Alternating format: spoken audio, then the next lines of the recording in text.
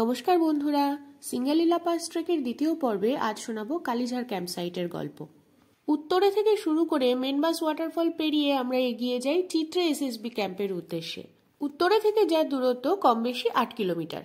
এই trek রুটটি India Nepal border বরাবর হওয়ায় প্রতিদিনই কোনো না কোনো এসএসবি ক্যাম্পের মধ্যে দিয়ে আমরা গিয়েছিলাম। এই ক্যাম্প এরিয়ার ঠিক বাইরের অংশেই আমাদের প্রথম রাত্রিবাসের জন্য টেন্ট পাতার পারমিশন মিলেছিল। আর প্রথম টেন্টে রাত কাটানোর জন্য আমিও ছিলাম খুব এক্সাইটেড। আর রাত কাটানোর অভিজ্ঞতাও ছিল মোটামুটি ভালোই। পরদিন সকালে গরম গরম চা আর ব্রেকফাস্ট সেরে আমরা এগিয়ে যাই কালিঝাড়ের উদ্দেশ্যে। প্রায় 1.5 কিলোমিটার অসম্ভব চড়াই রাস্তা পেরিয়ে আমরা পৌঁছাই চেয়াবঞ্চন এসএসবি ক্যাম্পে। পাহাড়ের উপরে বেশ কিছুটা খোলামেলা জায়গায় এই ক্যাম্পটি। এখানে কিছুক্ষণ বিশ্রাম করে আমরা আবার এগিয়ে চলি কালিঝাড়ের উদ্দেশ্যে। চেয়াবঞ্চন থেকে কালিঝাড়ের দূরত্ব কম বেশি 2.5 থেকে 3 কিলোমিটার। সেখানে পৌঁছে দেখি আমাদের গাইড পোর্টার দাদারা আগে থেকেই পৌঁছে গিয়ে টেন্ট পেতে রেখেছেন। সেখানে আমাদের টেন্ট ছাড়াও আরো কতগুলি টেন্ট পাতা ছিল, তার মধ্যে কয়েকটি ছিল বিদেশিদের জন্য পাতা টেন্ট।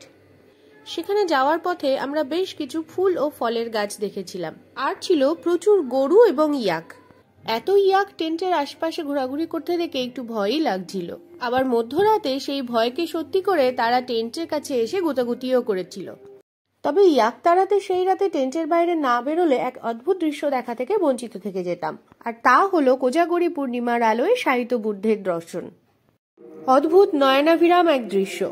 তবে ভালো ক্যামেরার অভাবে ক্যামেরাবন্দি করতে পারিনি সেই দৃশ্য ঠিকই, কিন্তু মনের ক্যামেরায় ক্যামেরাবন্দি করে নিয়েছিলাম। এরপর অপেক্ষায় ছিলাম ভোরের আলো ফোটার, প্রথম রবি কিরণে কাঞ্চনজঙ্ঘাকে দেখার। তখনও তিনি স্বমহিমায় সপরিবারে হাজির। মুগ্ধ হয়ে দু চোখ ভরে দেখে নিয়েছিলাম সেই দৃশ্য। রাতে চন্দ্রালোকে আর ভোর হতে না হতেই প্রথম সূর্যালোকে এই দৃশ্য যেন এক স্বর্গীয় অনুভূতি। কালিঝাড় ক্যাম্প সাইটের হাইয়েস্ট পয়েন্ট পোক্তেদারা টপ। সেখান থেকে মাকালু, এভারেস্ট, কাঞ্চনজঙ্ঘা সহ বেশ কতগুলি 8000 শৃঙ্গ দেখতে পাওয়া যায়।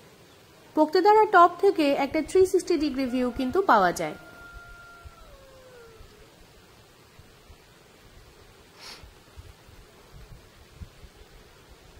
আমরা গিয়েছিলাম অক্টোবর মাসে, তখন কিন্তু বেশ ভালোই ঠান্ডা পেয়েছিলাম।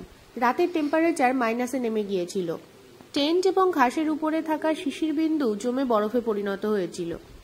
এই ট্রেকের পরবর্তীতে আমরা কিন্তু স্নোফলও পেয়েছিলাম। তাই অক্টোবর মাসে কেউ এই ট্রেক প্ল্যান করলে ওয়েদারের কথা মাথায় রেখে প্রয়োজনীয় গরম জামাকাপড় কিন্তু অবশ্যই সাথে নিয়ে যাবেন। সেই দিনই ছিল আমাদের টেন্টে থাকার শেষ দিন। আমাদের গাইড দাদাকে বিদায় জানিয়ে শুধুমাত্র একজন পোর্টারকে নিয়ে আমরা এগিয়ে যাই ফালুটের উদ্দেশ্যে।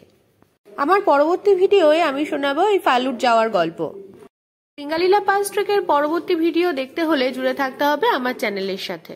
তাই নতুন যারা দেখছেন আমার চ্যানেলটিকে সাবস্ক্রাইব করতে ভুলবেন না কিন্তু। তাহলে আজকের মতন এই পর্যন্তই, দেখা হবে আমার পরবর্তী ভিডিওতে। টাটা।